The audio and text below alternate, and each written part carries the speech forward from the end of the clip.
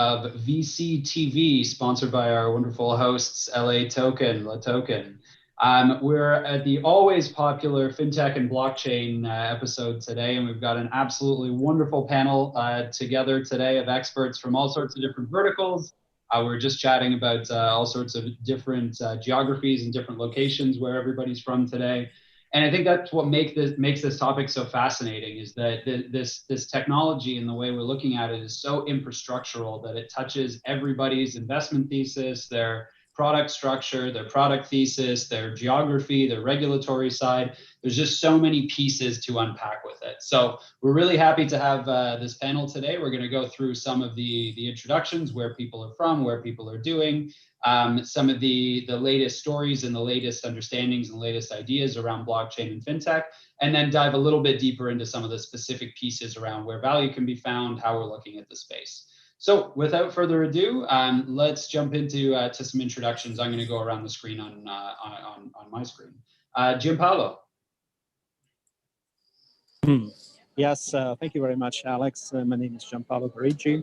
I'm a serial entrepreneur, venture capitalist, a board member of several different investment groups, including American Colonial Capital, where I'm president of International Capital Markets. I'm the chairman of a single family office out of New York. And I've been in the business space for about 25 years, investing in technology, infrastructure, manufacturing, services, and healthcare, a lot of other different things. There's a lot of us on the panel today, so without further ado, I would like to hand over back to you, Alex, for the next introduction. Thank you so much. Awesome. No, perfect. Lafayette? Hey, sorry about that, guys. My thing was on mute. Yeah, good afternoon, everyone. I'm in Atlanta, Lafayette Julius. I'm a serial entrepreneur, currently with Valor Ventures, and we invest in inclusion premium projects. Also, I have a sports tech company, which is backed by the Adidas family. So I currently focusing on things in sports and blockchain currently, and also Internet of Things with Valor Ventures. Super interesting. Would love to circle back with you on the inclusion premium projects. That's a really interesting concept. And again, this is going to be sort of a running theme of digitizing everything, digital twins, creating online versions of offline things, like and sports is a fantastic example of that. Moving on to Matthew. Hello, I'm Matthew Lemerle. I'm based in San Francisco. I'm primarily an investor and run Fifth Era and Blockchain Co-Investors, which is the leading blockchain venture fund of funds. But for the purposes of today, I also am chairman of Securitize and the UP Alliance, vice chairman of SFOX, which is the leading crypto prime dealer. And we're investors in about another 200 blockchain and fintech companies. Fantastic. Benjamin? Sure, Ben Narrison. I'm a venture partner at NEA. In parallel, I also do some direct seed investing. That's an interesting background. Have been covering fintech since I was an entrepreneur for 25 years. Then when I became an investor in around 2007, my second investment ever was Lending Club, and then Cabbage and Relay Mogul, and a lot of things in the category. So more on the fintech than on the blockchain side, a little bit of blockchain exposure, but that's where my focus is. Awesome, and I think that whole lessons learned from the peer-to-peer and pooled lending strategies of the late 2000s are really coming home to roost again in the DeFi world of today, where you're taking those centralized platforms and then trying to codify those laws in extremely explicit smart contracts and replace the underwriting strategy with something that's just purely dollars and cents and zeros and ones. So I'm very interested in circling back on what we can sort of learn from out of today's DeFi world based on the experiences from the Lending Club days. We'll dive back into that later as well. James? Hi, I'm James Haft. I'm the founder of Pal Capital. We've been focused since 1996 on businesses that were going to benefit from the digitization of information. Early on, that was internet and telecommunications and e-commerce. And for the last 5 years, it's been an exclusive focus on companies that were benefiting from distributed ledger technologies. Our primary focus is creating liquidity. I've been focused on emerging markets for about 30 years, which started out as geographically defined. And for the last 25 years, it's been defined by blue ocean opportunities brought about by digitization. Awesome. Yeah, I mean, I'm familiar with PAL, and I want to sort of talk about clustering at some point as well, because I think one of the really interesting parts that's come out of this whole blockchain evolution is the Austin space. And I know a few of you guys are from there, and a few of you guys have relationships there. But with such a digital, decentralized world, how it still matters the physical spaces that you're in. And that seems to be such a supercluster that's somewhat unexpected and seems to have a lot of strength and power out of it. Anuj. Hey mate, good to be back. So I'm a senior entrepreneur. I have been working with multiple startups over the last 10 years, primarily actively involved in fintech and medtech sector. I'm the founder of Yellow Sapphire Technologies and Ritum, based out of India. I was part of the pilot team that launched American Express gift card in India. Along with it, I have worked with the internal servicing unit at American Express. I'm also an international partner at World Business Angel Forum, where we are working towards promoting global financial inclusivity across the world. So very actively working in the fintech sector to promote more banking services to the underbanked, and look forward to the discussion. Fantastic. And Irina. Well, it's a pleasure to be back. I love how full this panel is. And I mean, the brilliant stars that are here, wow. Just looking forward to when we can do that in person together. Irina Litchfield, many know me as a crypto superwoman. I'm founder of Blockchain Cubed. It's a consulting firm. We do fintech integration, and I'm also president of Lumeria. And Lumeria is where capital meets innovation, where we're driven by democratizing investment opportunities for people all over the world. Fantastic. So we have an amazing panel of extremely well-regarded and well-experienced players, again, from multiple different jurisdictions, multiple different geographies, and multiple different verticals. So with that, I want to try and take this panel down to some commonalities across all of the spaces that we all play with. And one of the big driving divides in where we're looking at blockchain use of technology today, especially in the fintech space, is sort of this internal versus external divide of whether this is a type of technology that we are pitching to existing enterprises to enhance their experiences or to revolutionize their existing world, and that that applies obviously to the financial sector, maybe not first and foremost, but very significantly. Or is this a way that we're essentially creating new infrastructure externally? So the fully decentralized projects that we're seeing today, the fully on-chain using public infrastructure, public blockchains, and really where is the opportunity today in the fintech space? And starting with sort of a general thing, and then we can drill down into a bunch of different sectors from there. So maybe I'll start with Matthew, and then please, we'll go around and can get some opinions on that side. Well, thanks for asking that question. It's a very broad question, and unfortunately, I think the answer is both, which is to say that we believe that today the world's largest assets and payment systems and banking systems are owned and operated by the world's largest financial institutions, and that includes obviously banks and asset managers and exchanges. All of these need to be technology enabled, and they all know that, and they understand they have to upgrade the technology infrastructure that they rely upon, and they are increasingly open to considering these new technologies and approaches that are the focus of this panel. And we think that they're not likely to give up an enormous amount of the ground that they have, at least not in the short and medium term. So for the next 20 at least years, we expect that the organized financial markets will still be the most important financial markets in the world. But that isn't to say that the distributed and decentralized world isn't very important too. And these new technologies are fit for purpose. They are built to support decentralized and distributed groups of people coming together and transacting, and as well as borrowing and lending and other things, doing all of these activities together.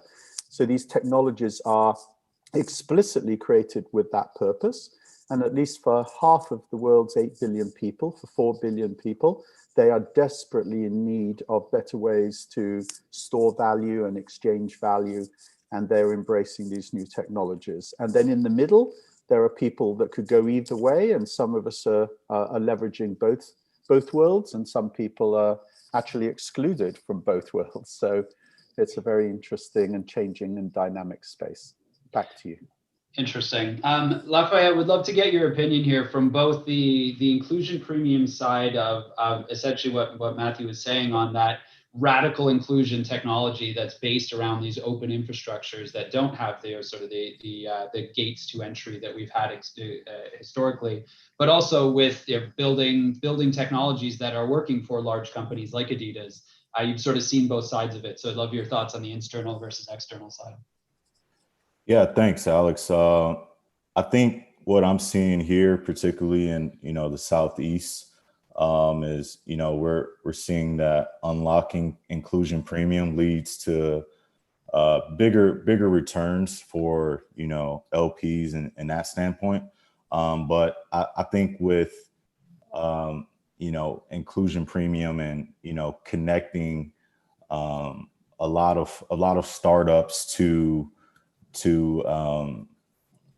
understand kind of what it is, because I guess it's just diversity and technology, diversity across the boards, diversity in leaders, and what I've been kind of seeing is just a mix of things. So my take on just connecting what Adidas has done recently, just through the whole social injustice thing happening in America, by them tapping into, opening up a $100 million fund to invest in, leadership in Adidas, expand, technology, in underrepresented areas in America. So just kind of seeing where that kind of connects, where, you see a big company, a German company, looking to, help in areas like that. And you're seeing a lot of companies and entrepreneurs, build around it.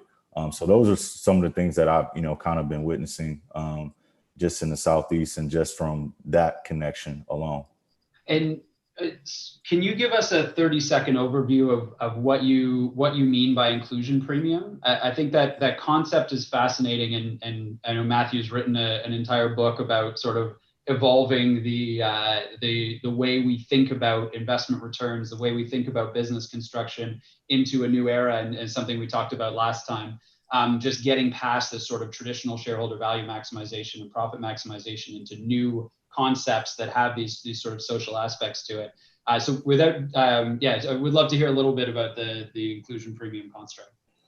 Yeah. Well, at Valor Ventures, we want to focus on experience-driven founders, and those founders look like all shapes and colors. Whether they're female-led, whether they're Latino, whether they're African American, and they're also pursuing large markets. And that's something that we want to focus on here in the Southeast, because we believe that adding them, to our portfolio can accelerate value. And we've seen it in numbers. And, just me as a serial entrepreneur as well, I just think about the opportunities, if I had them, back when I was starting my sports tech company, the things, if I had access to, is just imagine what I could have done, So I think about it in a sense where, I had to move to Berlin, Germany to actually get capital. I couldn't find capital in America. And now if you think about that experience, just as a founder, you had to travel 800 miles just to get a VC in front of you, just to invest in your company. But now we're building an incubator here in Atlanta, and now it's more open to, VCs adding companies like that to their portfolio and, capitalizing on their timed investment. So yeah, inclusion premium is, basically, supporting diversity leaders, across the world that, are focusing on, large markets as well. Awesome. Any time that we can add terminology and science to different ways of thinking about investing and returns, I think is the absolute critical way that we need to move our investing conversation forward, and speak about it in terms of people understand from a traditional perspective, but in values that we actually resonate with today. Giampaolo, I want to move to you as sort of a broad-based investor and chairman of a family office. Where are you seeing the opportunities in the fintech and blockchain space today, from the enterprise side, from the external startup side? What's been your experience? Well, I think what Matthew said just a few minutes ago resonates with me as an investor. I'm also a partner in a decentralized finance platform out of Singapore called KingsSwap. So obviously that space is going to be filled, and people that come from the physical world of finance like me, and I think most of us out here in the panel and on the screen, will probably investigate more and more the not so virtual anymore world of the decentralized finance. Probably, and it's an educated guess, that space may well be occupied in the future by some of the behemoths that are controlling a large portion of the more traditional financial world, but probably not entirely. There would be also new unicorns coming out of that space, and there would be a fantastic subject for a screenplay to see how the market will evolve over the next 10 to 20 years. Really fascinating. I mean, I'm excited and thrilled by what we have in terms of opportunities.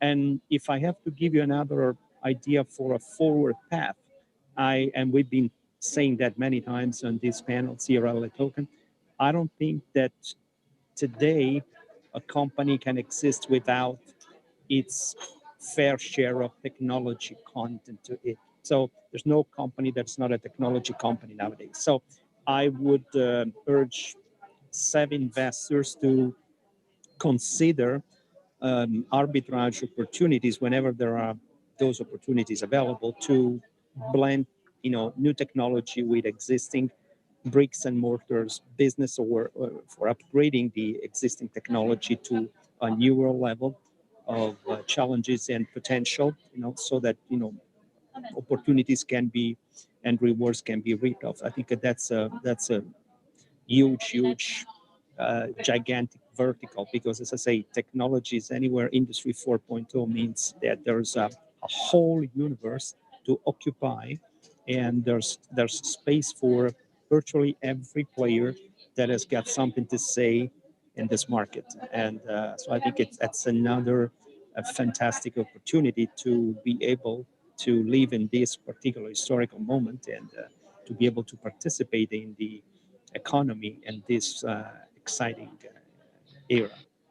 That's interesting. I like the idea of technological arbitrage, and I like you referred to it as the physical finance world. As a ex-investment banker from one of the biggest banks in Canada, I very much resonate with referring to it as the physical finance world.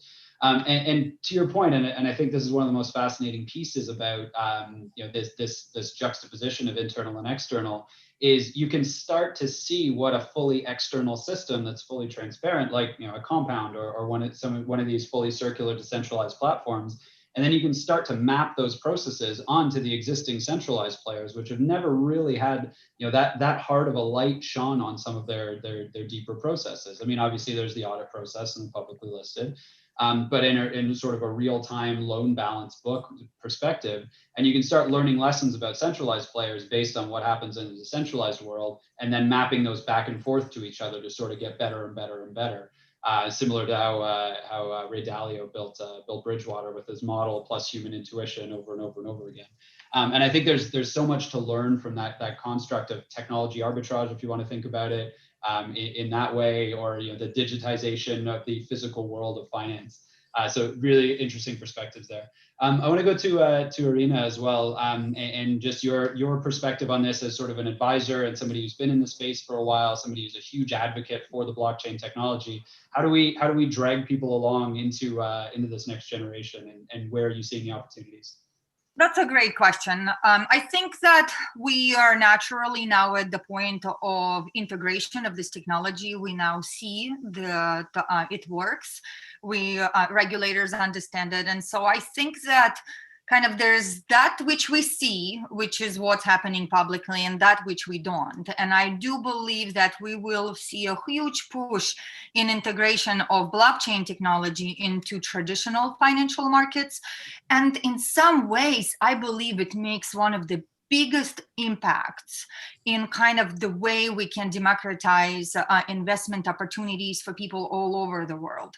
Because the truth of the matter is, kind of a global capital markets and the way we do traditional finance is really expensive, and it's unnecessarily expensive. And we finally have the application of the technology that works. Regulators understand it.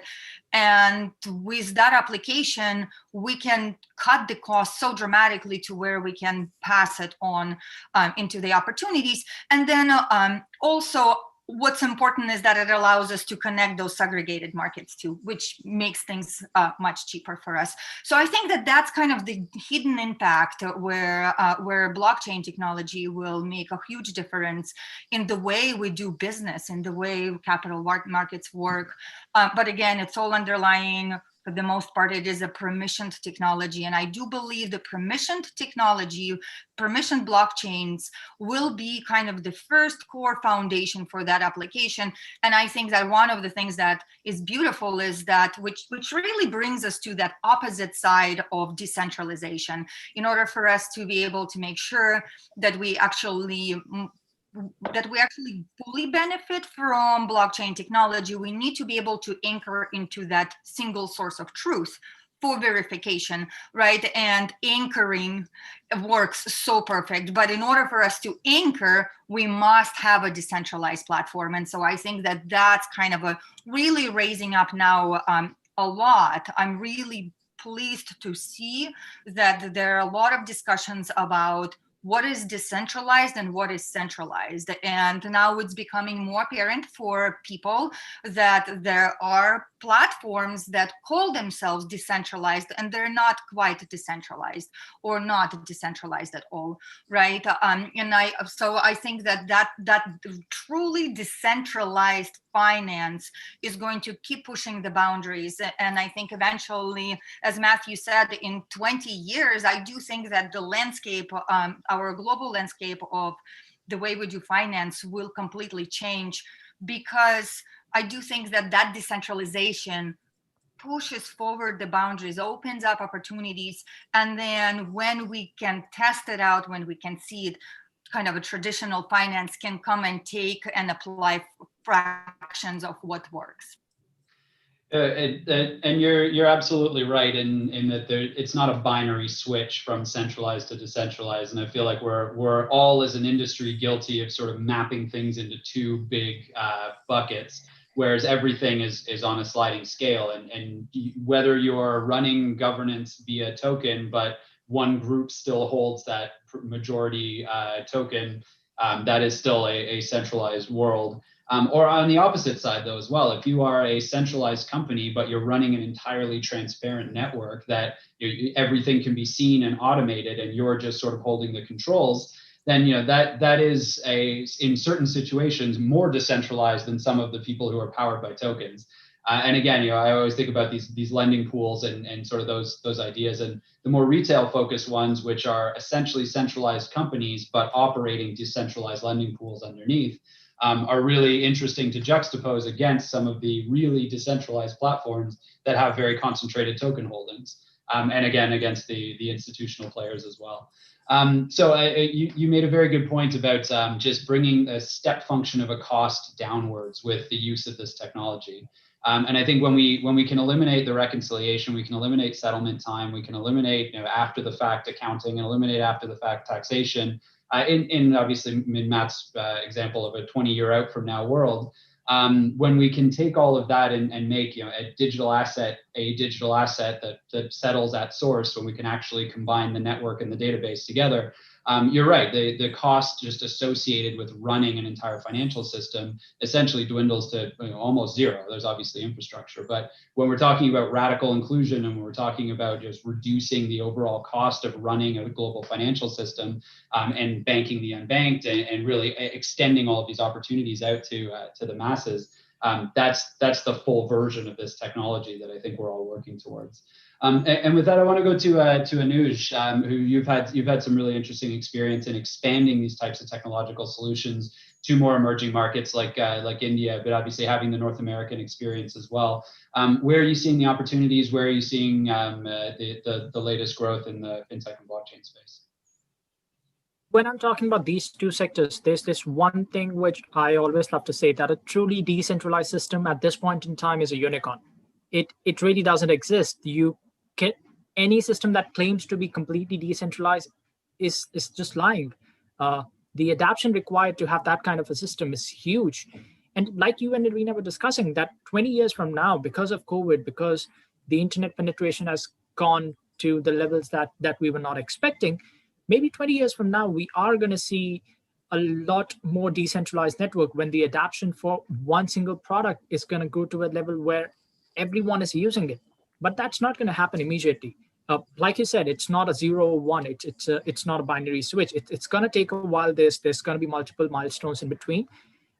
With that being said, there are some opportunities where I'm seeing real value in the system.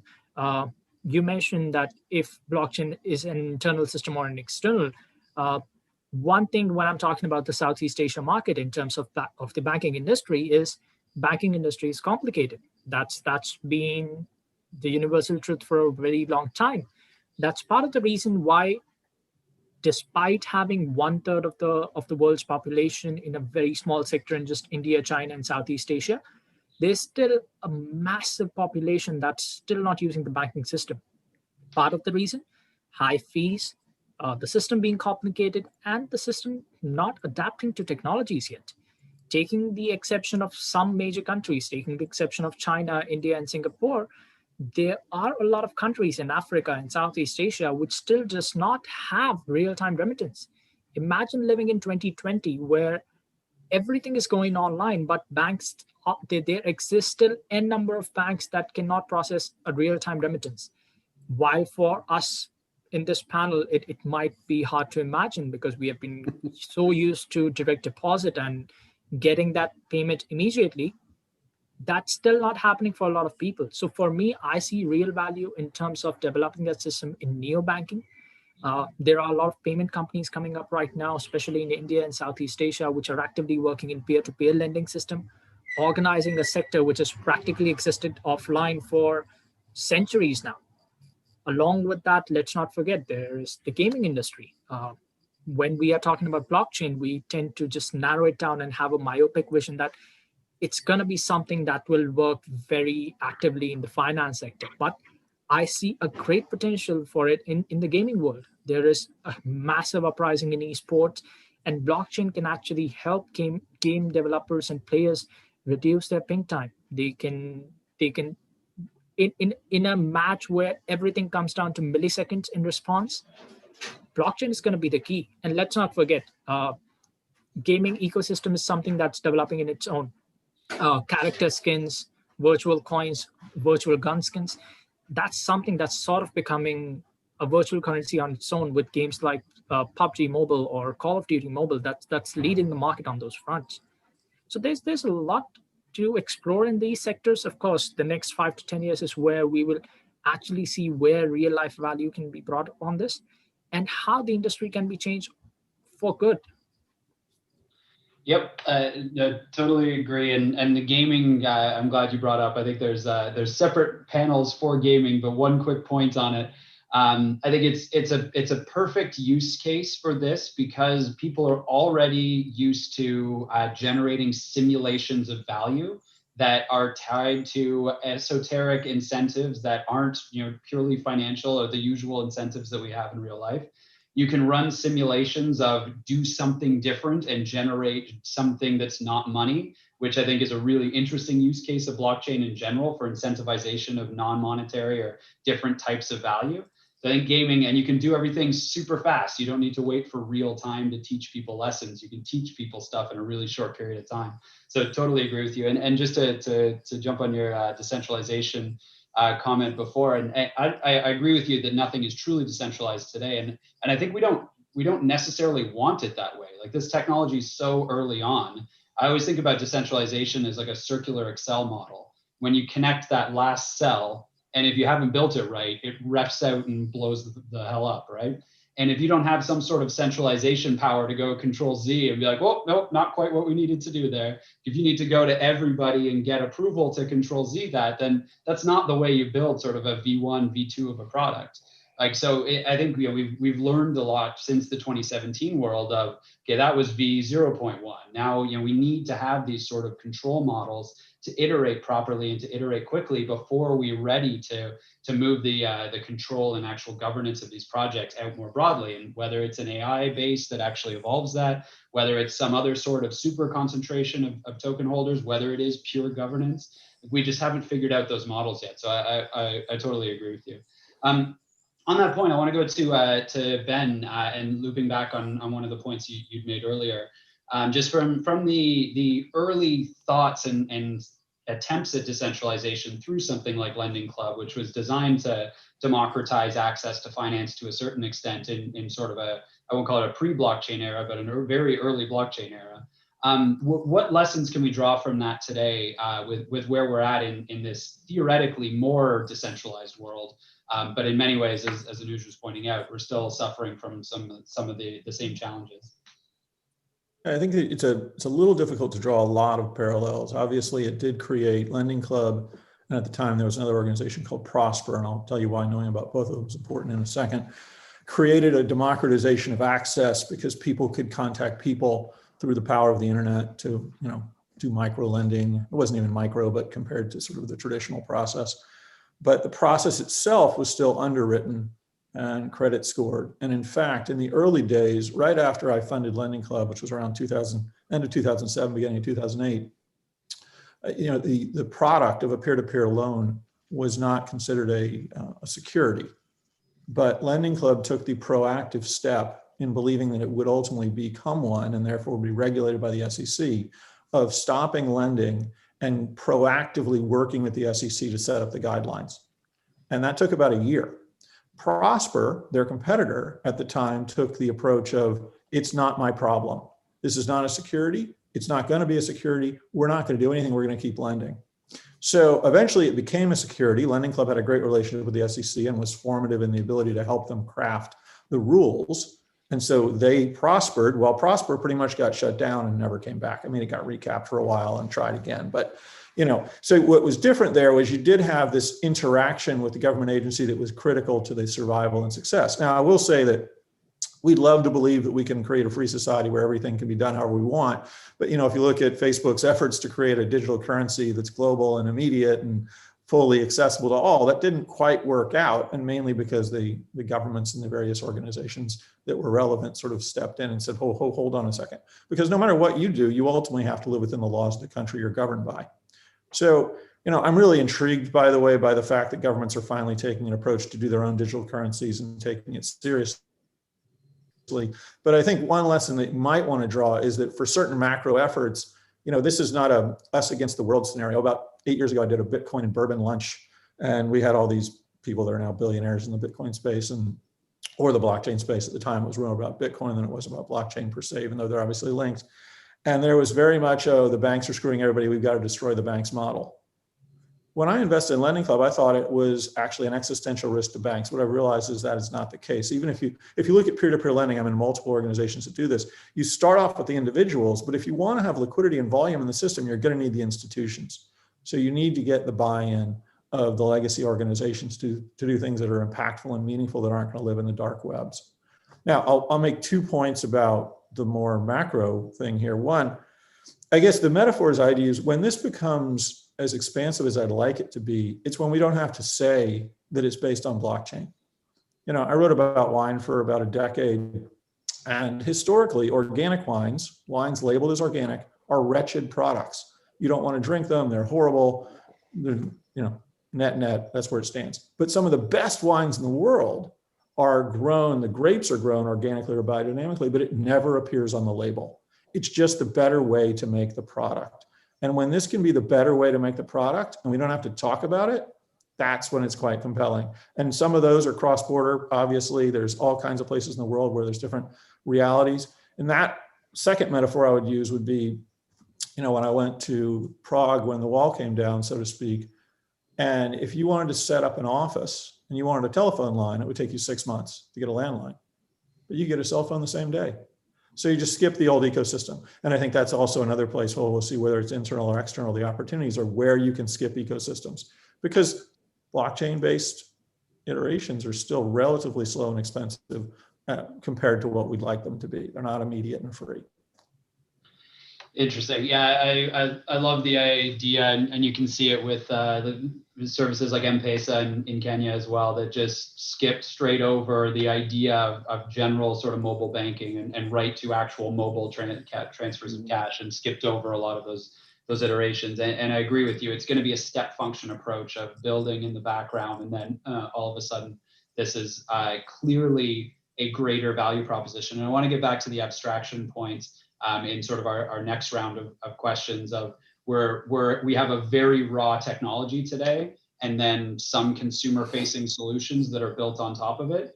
And we've either gone the complete abstraction route that leaves very little value for the consumer, or the no abstraction route that leaves all of the value for the technological few that can actually interact with this technology, and how we go forward from there. But James, I want to come to you on this existing initial point, the internal versus external factor, and where are you seeing the opportunities in the fintech and blockchain space today? Well, thank you for having me. A really interesting panel. It was very interesting to listen to the points across the board here. And I would say that in general, in listening, I think that this panel is doing something that I observe in the macro picture, and that is getting the causal arrow backwards. So everyone talked about the technology, but no one really talked about people, except maybe Lafayette. And the reality is the technology doesn't really matter. The technology, and Ben hit upon this a little bit, as long as you have to say it's blockchain, it's not going to get mass adoption, right? As long as I have to tell you, how I made the food, you're not going to be interested in eating it. So when you look at what's happening today, blockchain or technology, it either works or it doesn't work. So it's binary. If it doesn't work, you don't care. But even if it works, it doesn't matter yet until it's adopted by people. And what's happening right now is that people are choking on the centralization of our systems. The systems are now existing almost uniformly across the board to perpetuate their own systematic being and their own form of how they're compensating and the people that are in power because of those systems. And what's happened is that this is causing a greater and greater and greater exclusion of people from the levers of power, from the ability to control their own lives. And people are getting sick of it. And they're getting sick of it in religion, in society, in politics, in the economy, in education, across the board, in all the different ways it's happening. People are looking for ways to talk to other people without being told how to filter their thoughts. And so when you look at banking, right, and you look at, why is banking expensive, and why are securities transactions expensive? They shouldn't be. And we have the technology at hand to make them so that they wouldn't be, but the governments don't want it. And the governments don't want it because that's how the governments control you, and that's how the bank controls you. And so when I look at what's happening right now, I see the opportunity for us to be able to deal on a more decentralized basis, not because the technology permits it, but because it's what people really want. And when you've had these quantum shift technologies come through humanity, like the printing press, like the cell phone, right, the internet, like e-commerce, each one of those, when they came out, the popular opinion was, who needs that? Who needs a cell phone? It takes up the size of your entire back of your car. You have to be a total jerk to want one, right? And you could only afford it if you were a high-powered salesman. When the printing press came out, people said, "What do we need printing presses for? We have priests, and they write all the Bibles we need," right? And so when I look at blockchain, blockchain is just a doorway for us to have different forms of communication. And it's really a continuation of the open source revolution that came in. When open source came about in the late 1990s, early 2000, early this century, all the big businesses laughed at it and said, you can't run a business on a platform that gives away its intellectual property. And now it turns out that it's much more powerful for humanity to have open source and to share knowledge as if it belongs to the community, and then to empower people to participate in platforms. And the real beauty to me of the crypto blocks distributed ledger world is that we can now create systems that empower and remunerate the participants in the system instead of the people that provide the capital. And I think that that's where the real opportunity is for us. And I think it's actually being drawn by society, not by technology. Oh, great framing and a great way to think about it. And that actually leads very nicely into the next topic of conversation that I want to reorient on this idea of abstraction. And one of the things we built our initial venture fund on was this construct that the grandmas of the world, this technology doesn't matter until you have not 1 million or 2 million people, but 1 billion or 2 billion people on it. You're not going to start solving this billion or trillion dollar trust friction that exists in the world today by having a small amount of people on this technology. But you're not going to get the grandmas or the corporate grandmas of the world until the value propositions aren't, oh, it's decentralized, oh, it's trustless, it's all of these more esoteric things. It's the very granular physical things that matter to your day-to-day lives that actually will drive adoption, to the point where when you're comparing it against a centralized or an existing legacy infrastructure, it's a no-brainer to choose a blockchain-powered technology, but you don't need to know or care that it's blockchain. And so that's where I want to go now is what are those value propositions? And what does this technology actually allow us to unlock that either enterprises or, more to take James' point, people, what are these technologies or what are these value propositions that people really care about? Matt, maybe we'll start with you. Great, thank you. And I like James, I always find it very interesting. I learn a lot listening to the other panelists. And, just so that you know, we don't have real-time remittances, transfers, and settlement in America either. So these are global issues, and there's a lot of opportunity. Let's see. My feeling is that the value propositions are not, so there's use cases and value propositions. For me, the value proposition has to be, this is money, this is financial services, if that's what we're focusing on.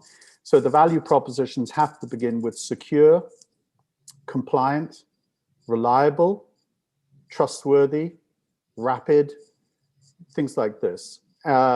This is, people are entrusting their financial activity, and unfortunately, money is always a magnet to bad actors and bad practices more than anything else. So the world is full of hackers and spammers and phishers, and they have different reasons for wanting to intercept your communication or your activity or your hard drive. But when it comes to money, it's pretty straightforward, right? They want your money. So the challenge of all of this new technology is that it has to operate within regulatory frameworks, which are behind where they need to be.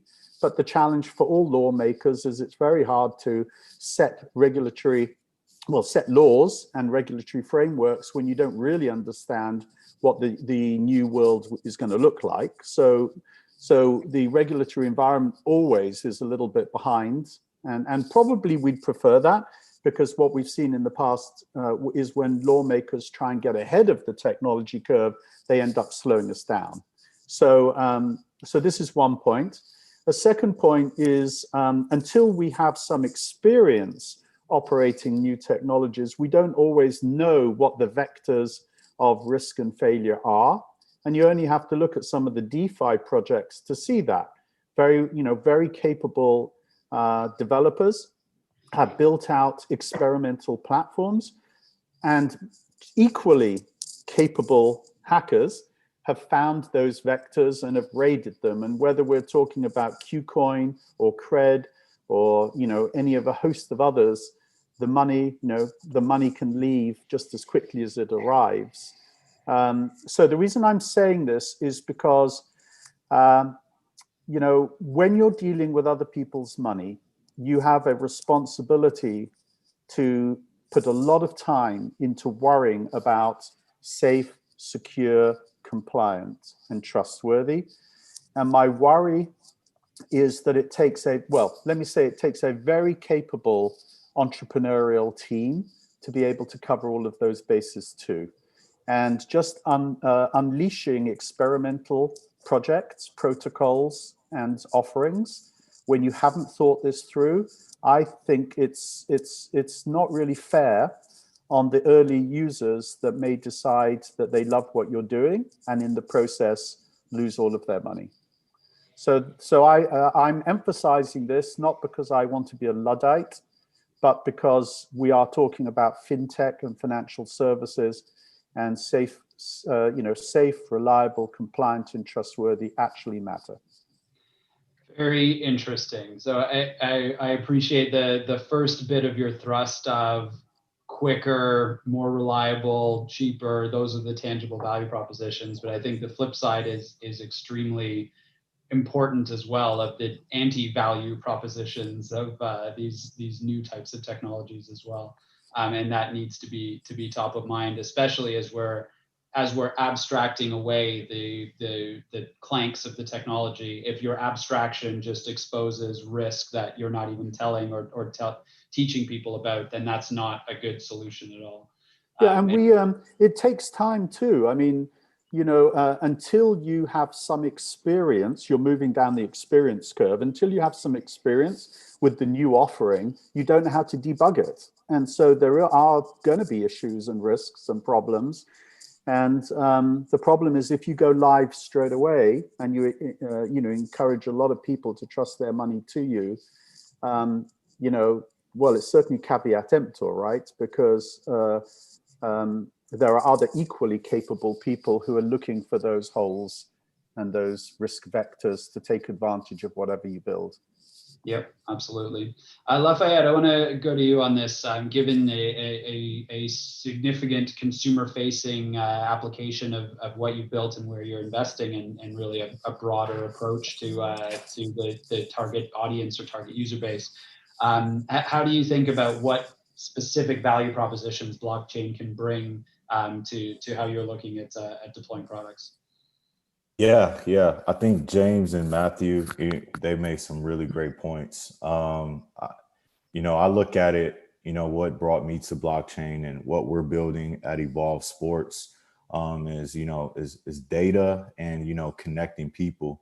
And I noticed that, with blockchain, it can solve a lot of problems. And you look at what we're building a tech facility where we're catering to young athletes and we're focusing on talent. So it helps us, can scale out recruiting, and scouting, and, kind of connect smart contracts with crypto. So I look at another issue, the NCAA. You look at college athletes not being paid, for over 20 to 50 years, and but they're bringing these universities millions and millions of dollars, and now likeness is being offered, and now athletes can get paid. So how do we implement a system where we can broadcast content and allow athletes to get paid through a cryptocurrency or through through a memorabilia or some kind of thing where it creates opportunity. So that's kind of where I look at it, in sports. And, I think we're still touching the iceberg of everything. And, I think it's just going to be a lot of, data collecting and, how we can, integrate, these technologies to connect to people's, problems in sports. So, but that's kind of where I've been focusing and kind of, digging and doing some research on. So. Awesome. And sports is a fascinating place to take this conversation, because there's so much digital twinning and so much analytics that already goes into it. And then being able to attach value to specific actions that you're creating the digital versions of is a really interesting use case. We're going to sort of wind in the final thoughts with this, just because we're running a little bit short on time. So Lafayette, where can people find you, and any just last comments you want to make before we wind up? Yeah, you can reach out to me on Twitter or LinkedIn. Twitter is Laf Julius, LAF_Julius. And also you can reach out to Evolve Sports and Valor VC here in Atlanta. But yeah, I think this was a great panel. I learned from everyone, especially around the world, just focusing on their issues and seeing, that we're pioneers of a space that, hasn't quite caught up to the masses, but it's exciting, to learn and see, how everybody is, applying it to their real world situations. Fantastic. Gianpaolo, I want to go to you. How do you view the end user and corporate value proposition of blockchain, and where can people find you, and just any other thoughts you have that you want to leave? Yeah, thank you, Alex. Well, blockchain is fantastic. I think we are evolving towards, compliance, you all know, it's a part of the name of the game for us investment bankers, venture capitalists. It's a totem around which we all dance. But we are evolving towards a world of cellular society in which possibly, even thanks to technology such as blockchain, we are going to have in the coming years decentralized compliance. It will be possible to have cellular compliance and redundancies embedded in the system, so that basically we might even go beyond what we think in terms of central banks and regulators. One thing that I want to add is always, I think as investors, we have to remain prepared to be amazed. Because, for example, in China, the government created a digital currency, and it is not based on blockchain. It is based on a different technology. So I think, like children, we should always remain prepared for new things, because just as soon as we think we get it done and figure it out, and blockchain being one of the very important components of our world, well, then we see that we have a digital currency which is using another technology that blockchain wouldn't be capable of withstanding in terms of transaction per milliseconds. And I think remaining open to the novelty is a key factor, and so remain capable to being amazed. I think it's important, really important. You can reach me on LinkedIn. You can reach me via email on gianpaoloparigi1@gmail.com, or on my personal website, www.gianpaoloparigi.com. Thank you again, everyone, for this great panel. Fantastic. It's a super interesting point, and I think compliance is one of sort of the byproducts of this overall construct of data self-sovereignty, identity self-sovereignty, all of which has sort of an underpinning of blockchain and having control of those pieces of digital unique value that are attributable to you. And so whether it's having a decentralized KYC, or whether it's having a decentralized identification that generates better content for you. All of those pieces are around reorienting the value proposition from your data going to platforms, to your data staying with you and platforms interacting with you, which is one of those very tangible value propositions from this. Excellent. I want to go to Anuj next. Where do you see the value propositions, and where can people find you? First of all, Matthew, I'm surprised that real-time payment is not catching up in the United States. I mean, I would usually expect them to lead in this sector. I think we are pretty fortunate here, because in India, almost 80% of banking transactions are now in real time. Doing a callback to something Ben said, in terms of banking systems, blockchain has to work with banks. He's right about that. This will not be a system which will replace banking services. It will be a technology which will actually force bank to update. Talking about some of the banking services here, there's a new regulation in India where banks can now charge you money to deposit money in your account. That's a step backwards. That's a step backward towards moving away from the people who are underbanked. There's part of the reason why a lot of people are still preferring cash, because they don't have to pay any transaction charges on it. And that's one of the big opportunities that I'm seeing, that when new companies come in, when new neobanks come in, companies like Paytm in India, which are moving forward in a way where payments can be processed in real time. There is no transaction fees for the user. So I don't have to pay money to add money to my wallet, or I don't have to pay anything to withdraw it to my account.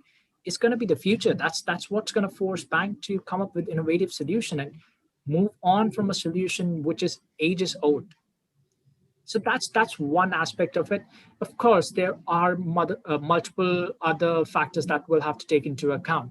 You'll have to make sure that you're still managing your user management properly. You'll have to make sure that you're still taking care of the fraud prevention that could happen on your system. Those are the loopholes that still need to be fixed. But the future that I see is this technology becoming something that's very common and not just a buzzword. It doesn't become something that you add to your pitch deck that you're sending to an investor just hoping to get an investment from them. It has to become a technology that's something that everyone is using without even realizing it. We don't talk now that I am using JavaScript or I am using Python in our coding. That's because it's sort of become the norm. And that's where I see blockchain headed as well. It could probably be the next big thing in gaming. It would definitely change the finance sector. Who knows what the future holds? So to infinity and beyond, this great things. Look forward to it. And where can people find you? You can find me on LinkedIn. My name must be right here at the top of the screen. So please to find me, just use my first name, or you can also look me up on Twitter. That's ENUUJ. You can check our website, yellowsapphire.tech.com and atatum.com. That's ATUTUM. So Anuj, you're a little quiet there, but I think LinkedIn you said was the best place to get you. Oh, absolutely. Yeah, LinkedIn or Twitter. Just use my first name. It'll be pretty easy to find me. Great. The real-time concept is interesting because there's a lot of things that seem real-time but are just settled days later in some archaic mainframe system. So I think blockchain actually allows real-time, but we need to get the infrastructure all the way up there. Whole separate conversation. Irina, let's go to you for final thoughts. Well, thank you very much. My final thoughts are that single source of truth is still something that we just can't comprehend, I think, in our minds. And I think it's just the one thing that we must concentrate on. And what does that mean and how do we empower it? And I would love to close the thoughts on this. SEC did a great job, right? Just a week ago. Come on, guys. With ATS license, you can now offer your offerings up to $5 million to unaccredited investors. That's going to make huge difference for a lot of startups here. And especially, I think, for those who have been trying to figure out how to do the, security token and all that. And so to me, I think that while we can be frustrated with regulators, as soon as they see what works, they do make steps and they are watching the world. And here in our country, they are doing best they can. And I think we're still, that's where I want to end it. And find me on Twitter or LinkedIn and just Google me. I'm everywhere. Everywhere. Like it, just like the regulators. Like savoir-faire. Ben, over to you. Yes, I'm not on welfare. Sure. I guess at a macro level, I'll just give a final thought that, you really got to go back to the point I made and that some other folks echoed a little bit. It can't be about blockchain. It has to be about the value proposition. I would equate this to when I first started off in the internet or in the web. The internet was long before me, in 1993. And we would talk about sort of the difference between, think of it this way, think about a car. You've got gearheads and you've got drivers. The gearhead wants to open the hood, wants to look at it, wants to understand how all those parts work, wants to tune it. A driver wants to get in, push a button and go. Okay, so we need to move past the point where we're in the engine. Nobody cares about the engine. They care if their car gets them from point A to point B, and they care if it looks a certain way and says a certain thing about them. So it's really a triangle of value. It's the end consumer of the product, whether that's enterprise or consumer. It's the company that's providing the service, but it's also the ecosystem they're tapping into. So gaming's been mentioned multiple times. I saw a great pitch for how we could sort of digitize on the blockchain all the assets in gaming so I could take my Hearthstone card and transfer it to somebody else. Great idea. Love it. Would love to take my Call of Duty weapons that I leveled up to level 67 and sell them to somebody or trade them for a different weapon. But guess what? Without the participation of the gaming companies, I can't do diddly squat. So everybody has to win. The value proposition has to make sense in a wow level for all three constituencies, the consumer of it, the business in the middle, and the people that they're serving on the ecosystem side. Getting in touch with me, I changed my name here so you can see it, www.pitch-ben.com. Any entrepreneur anywhere in the world can pitch me a video. I promise to give them video feedback. And obviously you can hit me up on LinkedIn, and my Twitter is open for DMs as well. Awesome. And James, close us off, my friend. Great. So thank you so much for having us. Really interesting conversation. My closing thought would be that I'm gonna do heresy for my own heresy. Okay, because I'm a heretic because I believe in blockchain so extremely and decentralization of everything. But I'll say that you don't need blockchain to do anything that was said on this call, right? The reason you need blockchain to do the things that are on the call is to circumvent the centralization of authority, right? And so everyone who talked about blockchain here talked about how we can get around the problems. The problems are all being caused by the centralization of the regulation, right? There are things where you need blockchain, like identity, and other items in there, which are and consensus, which are essential to business. So I would just say that we're really early in this thing right now, and the thing we're really fighting isn't technology, and the thing we're writing isn't technology. It's the fact that look around, you're not being allowed to do the things you want to do. You're not being allowed to express yourself the way you want to express yourself. And then if you look at money and how you hold money and transact money as the ultimate expression of your freedom of will, that we're being censored. And that's what people are trying to address. And that's what they're using blockchain as a tool to address. I'm James Haft. My company is Pal Capital, so it's www.palcapital.com. And I'm JF Haft on every known platform and social media. And Matt, where can we find you? Just last point. Yeah, so, well, you just added .com to either Fifth Era or Blockchain Co-Investors. Closing thought, I think the audience are either entrepreneurs or investors. Some of them are both. For the entrepreneurs, this is one of the world's most important areas of wealth and value creation, along with the life sciences revolution and clean energy. And we really encourage you, I think, to explore this space. If you're a talented developer, there's a lot of opportunity here. And conversely, if you're an investor, as you heard from this panel, there's a lot of uncertainties, and that means you need to be massively diversified. And you need to, but conversely, this is a great time to be an early stage investor in this body of technology. But do be diversified and stick to the best practices of investing. Absolutely. And for myself, my advice and guidance is always on this space. It's so broad, it's so diversified, there's so many pieces to it. Just find one thing that resonates with you and start pulling that thread, and it'll lead you down all sorts of crazy rabbit holes. My favorite part about this space is that it appeals to everybody. There's something in it for everyone. We always have such great conversations on these because people come at it from such different backgrounds, different places, and different spaces. Myself, Alex McDougall, I'm the co-founder of something called Bicameral Ventures based out of Toronto. You can find me on LinkedIn at Alex McDougall, on Twitter at AlexM_Bicameral, or bicameralventures.com. Thank you again to the LA Token team for this wonderful panel and bringing us all together. And have a wonderful day, everybody. Thanks very much. Thank you.